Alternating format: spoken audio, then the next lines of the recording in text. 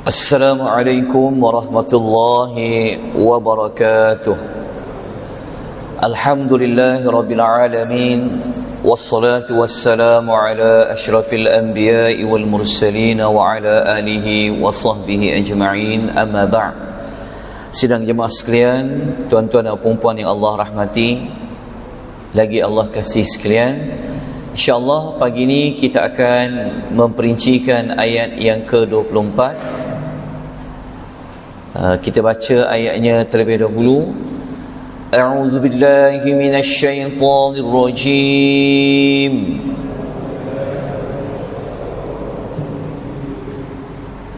وَلَقَدْ هَمَّتْ بِهِ وَهَمَّ بِهَا لَوْلَا أَن رَّأَىٰ بُرْهَانَ رَبِّهِ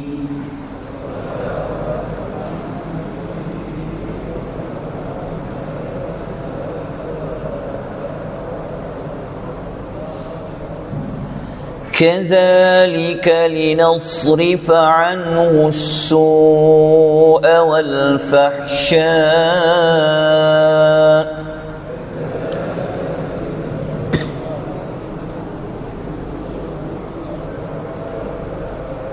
إنه من عبادنا المخلصين.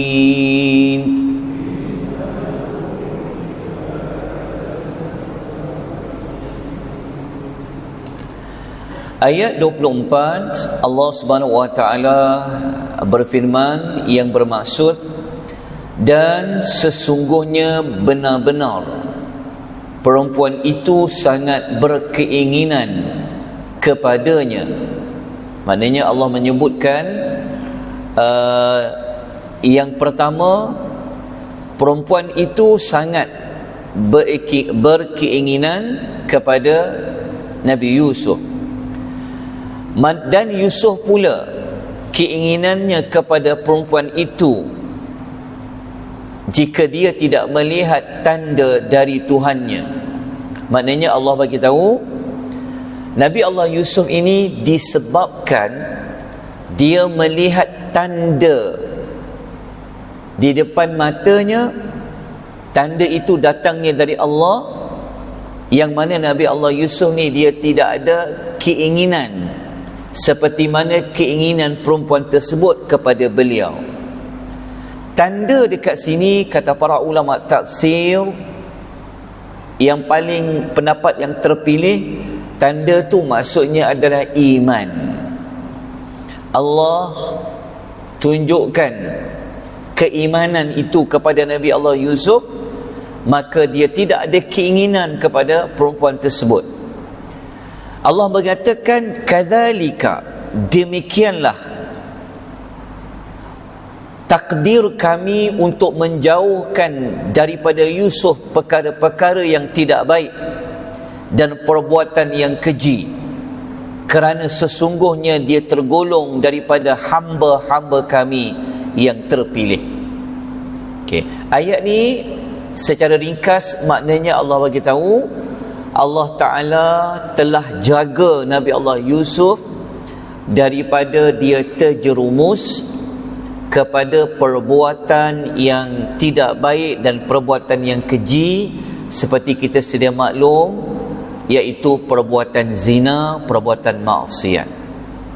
Kenapa Allah jaga Nabi Allah Yusuf ni? Kerana dia adalah daripada hamba yang telah Allah memilih beliau. Daripada ayat ini, apa yang kita dapat belajar? Nombor satu, iman yang kuat dapat menjauhkan seseorang daripada melakukan mana-mana perbuatan maksiat. Di mana kita kata iman yang Allah tunjukkan tanda tu. Tanda tu maksudnya merujuk kepada iman. Menunjukkan kepada kita kalau Allah kuatkan iman kita, maka apapun maksiat yang ada kita boleh jauhkan. Pelajaran nombor 2, Allah Ta'ala ini dia akan tolong mana-mana kekasihnya di saat-saat yang sulit, dengan tolong cara macam mana Allah mengukuhkan pendirian Nabi Allah Yusuf alaihi salatu wassalam. Tetapi masih ingat lagi pada ayat yang sebelumnya, Nabi Allah Yusuf dia mengucapkan apa? Qala ma'azallah, dia mohon perlindungan kepada Allah Azza wa Jalla. Pelajaran nombor 3, kita dapat belajar Nabi Allah Yusuf alaihi salatu wassalam termasuk salah seorang hamba Allah yang salih. Sebab tu dalam ayat tu kita jumpa perkataan ibadina. Ada perkataan min ibadina. Ibadina ni maknanya merujuk kepada hamba-hamba yang salih. Pelajaran nombor 4, sesungguhnya mana-mana manusia kalau Allah tak tolong dia, maka dia tidak akan dapat teguh di dalam sesuatu kebenaran. Macam Nabi Allah Yusuf tadi itulah, Allah yang bagi dia kuat iman dia, Allah yang bagi dia takut kepada buat perbuatan itu. Akhirnya Nabi Allah Yusuf menjadi seorang yang teguh pendirian dia. Inilah yang kita kena lakukan. Daripada 4 pelajaran ni, apa yang boleh kita ambil untuk kita tiru Nabi Allah Yusuf alaihi salatu wassalam? Tuan-tuan, kita belajar kisah Nabi Yusuf ini adalah untuk kita contohi. Walaupun dia seorang rasul, tetapi kita kena ingat dia juga ada mempunyai unsur kemanusiaan. Nabi Allah Yusuf juga ada perasaan, ada hawa nafsu. Tetapi kita kena belajar apa yang kita boleh ikut Nabi Allah Yusuf ini. So tindakan yang pertama, kita kena memohon penjagaan dan perlindungan kepada Allah apabila kita berhadapan dengan perkara-perkara yang mungkar. Seperti kita sebut tadi itu, benda mungkar ni, maksiat, ramai orang tahu ia maksiat, ia mungkar. Tapi kalau ia berada di depan mata kita, orang tak tahu pun, kadang-kadang kita boleh buat benda yang mungkar tu. Tapi nak kuatkan diri kita ni, kita kena minta pertolongan dari Allah Subhanahu wa ta'ala untuk jauhkan kita daripada perkara yang mungkar. Tindakan yang kedua, mengutamakan redha Allah daripada memenuhi kehendak manusia. Nabi Allah Yusuf ni, dia lebih memilih tidak memenuhi kehendak perempuan tersebut, walaupun perempuan itu adalah majikan dia. Perempuan ni sebenarnya perempuan yang, isteri Al-Aziz itu satu perempuan yang cantik dia, tapi demi kerana mengingati Allah, Nabi Allah Yusuf dia abaikan kehendak manusia dengan dia memenuhi kehendak Allah Azza wa Jalla. Nanti kita akan perincikan lagi tentang beberapa dugaan pada wanita. Kita akan sampai pada ayat yang berikutnya. Baik, kita masuk terus kepada ayat yang ke-25. Perhatikan baik-baik ayat 25 ni. Ayat yang ke-25 ini ayat yang Allah menyebutkan Nabi Allah Yusuf ni, dia berusaha untuk dia keluar daripada rumah itu. Selagi dia tak keluar, maka perempuan itu akan mengambil peluang bagaimana ingin menunaikan keinginannya. Jadi kita baca ayatnya, wastabaqal bab وقدت قميصه من دبر وألف يا سيدها لدى الباب.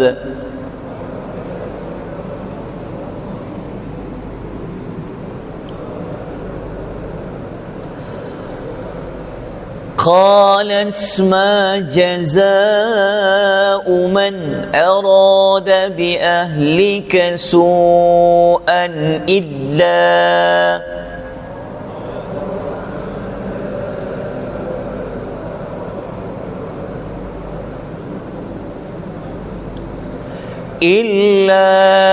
أن يسجن أو عذاب أليم.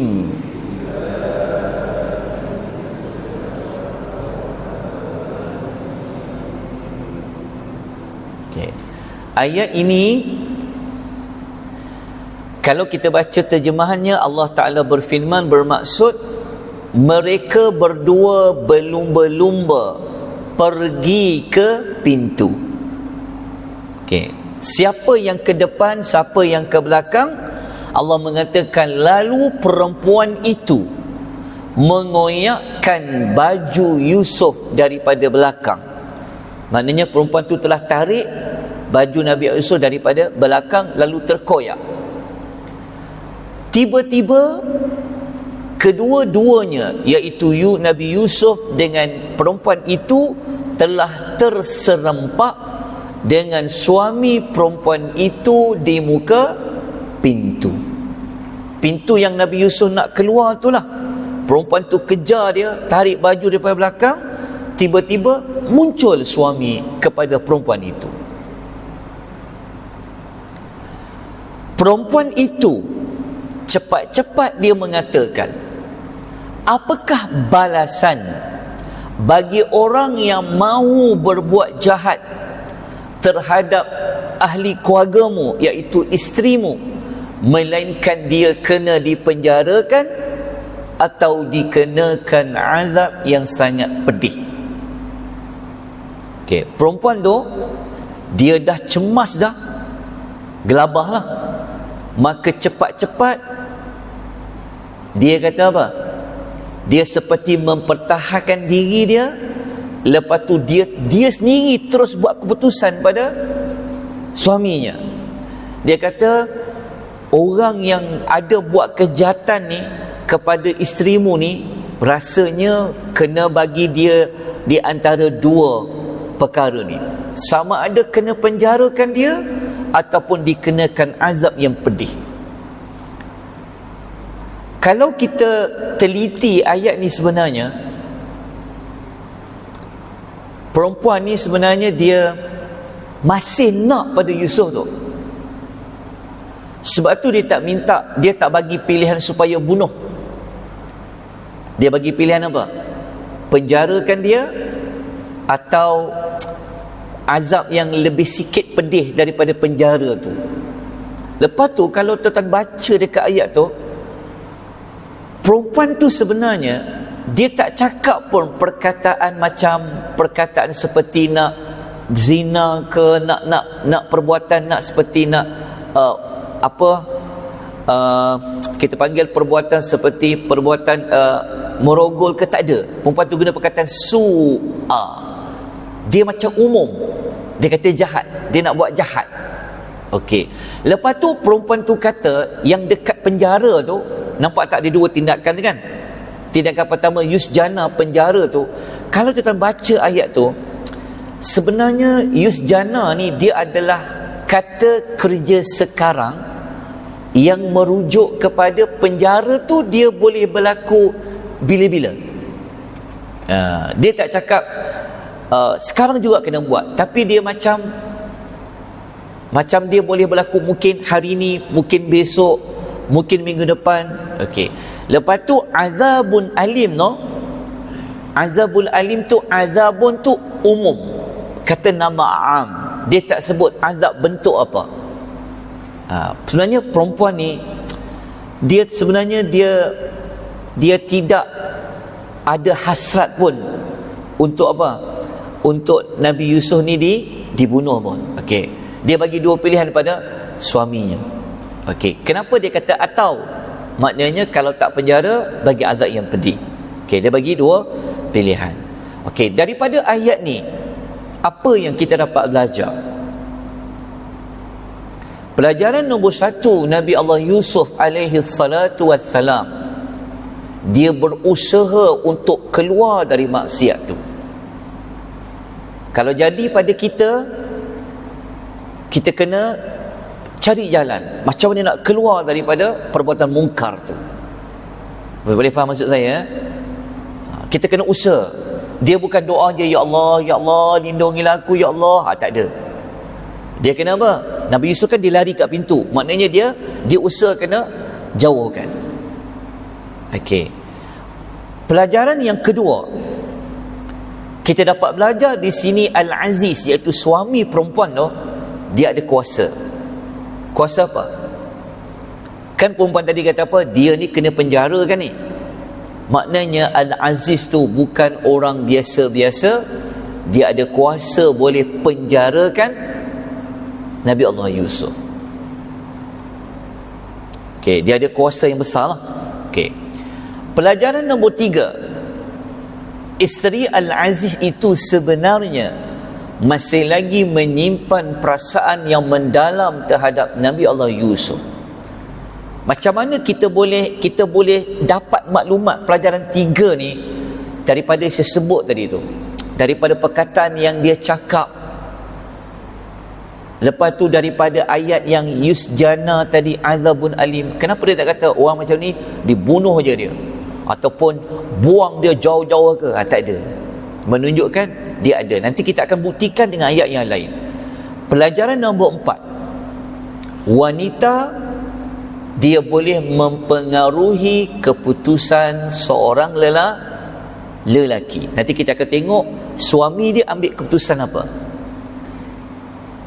Sepatutnya lelaki itulah tentu kan, tapi perempuan ni dia cakap cepat-cepat seperti dia mempengaruhi keputusan lelaki tadi. Baik, kita baca lagi ayat yang berikutnya. Apa Nabi Allah Yusuf buat setelah perempuan itu seperti menyalahkan dia?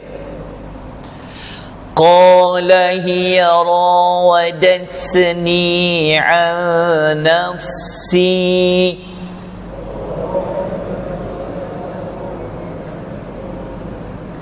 wa shahidan shahidun min ahliha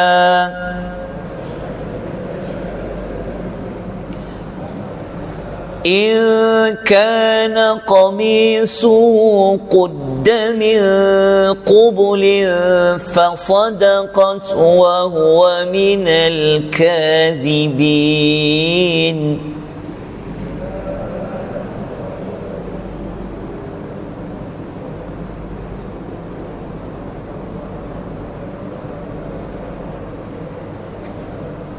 Okay. Nabi Allah Yusuf dia jawab balik. Dia jawab tu maksudnya kenapa? Sebab tadi perempuan tu mengatakan seperti dialah yang cuba nak buat perbuatan buruk kepada perempuan tu. Okay. Nabi Allah Yusuf dia defend diri dia. Dia cakap dekat lelaki tu, dialah yang telah menggodaku untuk menundukkan diriku kepadanya. Kita tengok ya, ayat yang Nabi Allah Yusuf guna, ungkapan dia guna. Dia tak cakap pun perkataan su' ke, tapi dia cakap perempuan itulah sebenarnya dialah yang usaha selalu nak menggoda diriku. Tengok bahasa yang dia ungkapkan. Kemudian Nabi Allah Yusuf mengatakan, dan habis daripada ucapan Nabi Yusuf ni, Allah bawa ayat yang makna lain. Allah kata, dan ada seorang daripada keluarga perempuan itu, dia tampil memberikan saksi dengan berkata. Dekat itu jumpa perkataan syahidun kan, seorang syahid, seorang saksi daripada ahli keluarga Al-Aziz itu. Dia berkata, jika baju Yusuf ini koyak dari depan, maka betullah perempuan tu cakap, maka Yusuf itu tergolong daripada orang yang berdusta. Okey. Para ulama tafsir mereka bincang, seorang tu yang bagi cadangan tadi nak tahu siapa benar ni. Sebab tadi ayat nombor 25 Siapa kata dia benar? Isteri Al-Aziz tadi. Tapi ayat 25 pula, Nabi Yusuf kata dialah yang benar. Tiba-tiba ada seorang memberikan solusi. Para ulama cari siapa seorang tu. Berlaku perbezaan pendapat. Ada yang kata seorang bayi yang boleh bercakap, tetapi yang pendapat yang lebih terpilih adalah seorang lelaki yang bijak. Lelaki yang bijak ni sebenarnya telah dipilih oleh Al-Aziz itu untuk bantu dia macam mana nak cari siapa yang cakap benar ni. Isteri dia ke cakap benar ataupun Yusuf ni cakap benar? Maka lelaki tu pun kata, cuba tengok baju yang terkoyak tu. Kalau koyak daripada depan, Yusuf tu memang dia berdusta. Okey. Daripada ayat 26 ni kita ambil dulu pelajaran dia. Okey, waktu dah sikit dah masuk 21 minit, bagi saya habiskan dua pengajaran ni. Pelajaran nombor 1, disyariatkan untuk membela diri terhadap perbuatan buruk yang menimpa seseorang. Kita kalau difitnah, kita boleh tiru macam Nabi Yusuf, pertahankan, jangan mendiamkan diri. Biarlah Allah menentukan, Allah je yang tahu. Tak, dia kena tahankan diri dia. Kalau perlu dia buat sidang media, dia buat sidang media. Contoh kan, sebab orang akan tanya, dia betul ke salah, dia betul ke, orang ni kata macam ni, maka dia boleh defend diri dia. Tiru macam Nabi Allah Yusuf AS.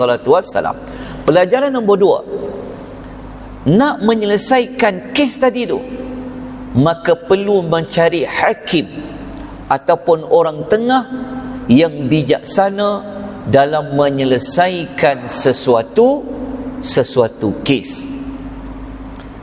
Okey, hakim yang dipilih tu sebenarnya dia tak tengok pun benda tu. Kalau dia tengok, tentu dia tahu siapa yang betul tak? Tentu dia kata, oh aku nampak Zulaikha tu yang salah. Tak, lelaki ni dia bijak, dia kata macam mana nak siasat, tengok pada baju. Okey, kita akan baca ayat 27 pada keesokan pagi, insya-Allah. Kita berhenti pada ayat nombor 26. Kita jumpa lagi, moga-moga Allah memberikan kita banyak kebaikan. Pengisian kita pada pagi ini kita sudahi dengan tasbih kafarah dan suratul Asr. Subhanakallahumma wa bihamdika asyhadu an la ilaha illa anta astaghfiruka wa atubu ilaik. والعصر إن الإنسان لفي خسر إلى الذين آمنوا وعملوا الصالحات وتواصوا بالحق وتواصوا بالصبر. وبالله التوفيق والهداية والسلام عليكم ورحمة الله وبركاته.